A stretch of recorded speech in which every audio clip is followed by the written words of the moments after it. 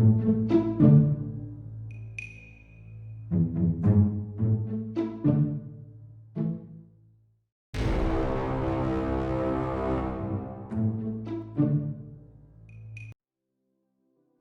basilique, une mosquée, un musée, prenez-le comme vous voulez. Aujourd'hui, le sujet est Hagia Sophia. Hagia Sophia, qui signifie sagesse de Dieu en grec, a été construit sous l'empereur Justinien au IVe siècle. Et ce monument a servi de basilique du IVe siècle jusqu'à la prise de Constantinople, c'est-à-dire le 29 mai 1453. À partir de 1453, ce monument a servi aux croyants comme mosquée. Quand Mehmet le Conquérant prit Constantinople, donc Istanbul, il a transformé Hagia Sophia en une mosquée. Pour comprendre le conflit actuel, il faudra qu'on fasse un petit retour à l'histoire, c'est-à-dire en 1934 quand Atatürk a décidé d'ouvrir en musée Hagia Sophia et de finir sa fonction de mosquée. On connaît Atatürk grâce à ses réformes laïcards, mais là, ce n'était pas une réforme laïcarde. Ce n'était pas parce qu'il voulait transformer l'Empire ottoman en une république laïque qui a fait le fait de fermer Hagia Sophia et de le rouvrir en musée.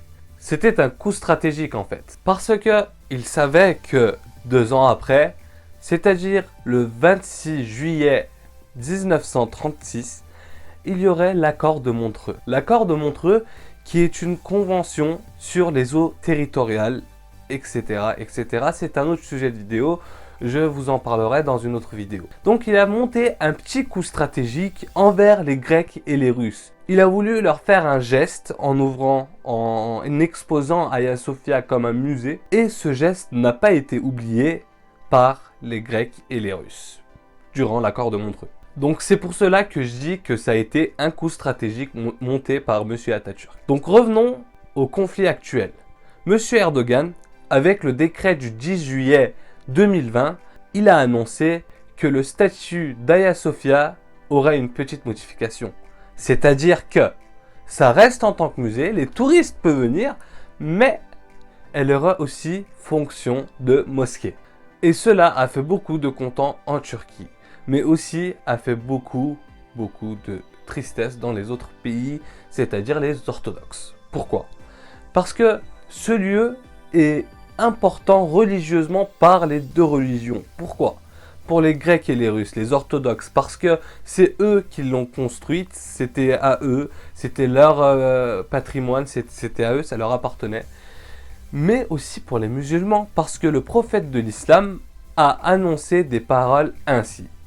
Celui qui prendra Constantinople est un grand commandant, ceux qui prendront Constantinople sont des grands guerriers. Donc c'est pour cela que c'est important pour les deux religions. Donc M. Erdogan a fait cela, pas parce qu'à Istanbul, les Turcs avaient besoin de mosquées, mais parce qu'il a voulu donner un petit message politique à ses concurrents.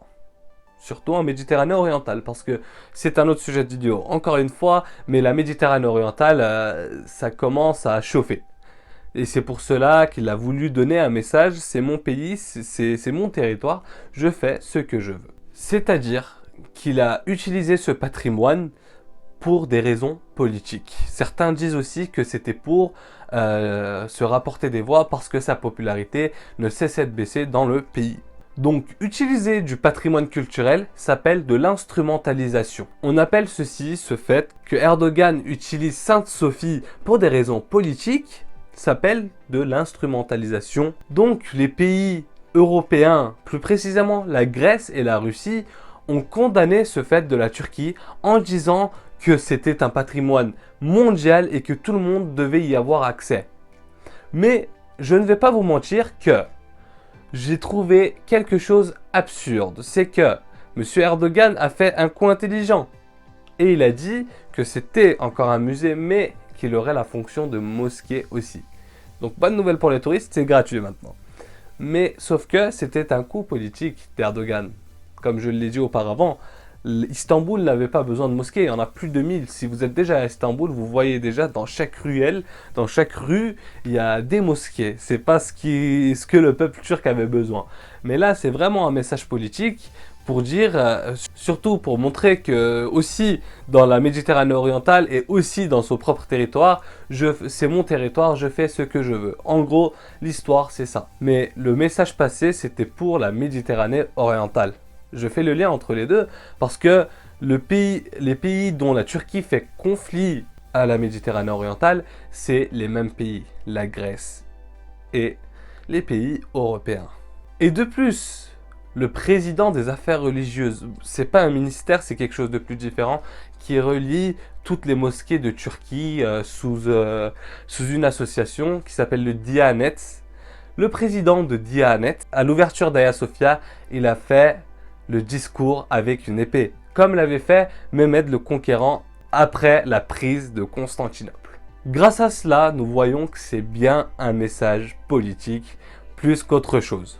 Erdogan a utilisé la Sainte Sophie pour des raisons politiques. Certains diront pour ramasser des voix, certains diront pour l'indépendance du pays, mais c'est sûr que c'est un message politique. Donc c'est un patrimoine et restera un des patrimoines culturels de l'UNESCO depuis 1985 d'ailleurs, et continuera à rester ainsi parce que c'est un monument très important, que ce soit pour les musulmans, que ce soit pour les chrétiens ou pour les non-croyants. C'est vraiment magnifique et je vous conseille d'y aller. N'oubliez pas de lâcher un petit pouce bleu et de vous abonner à ma chaîne YouTube.